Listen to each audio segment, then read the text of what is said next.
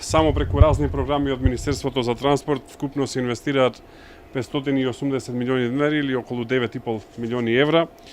Во првиот повик беа некаде околу 3 милиони евра, во вториот повик се некаде нешто околу 4,5 милиони евра. На тоа имаме програма заедно со Светска банка од околу 350.000 евра и не ги забораваме оние на кои што им е најмногу потребна поддршка, тоа се социјално загрозените.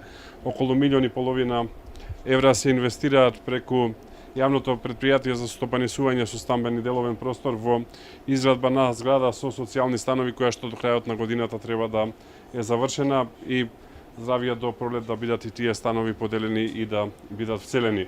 Ќе работиме со градоначалникот и на нови проекти, да не го повторувам она што кажа. Исто така ми е драго дека изградбата на автопатот Прилеп-Битола оди со одлична динамика. Во теков на летово имаме добри бројки, добра динамика. Вчера имавме работен состанок баш тука и очекувам веќе следната година да имаме доста добри вести и за Битола Прилеп.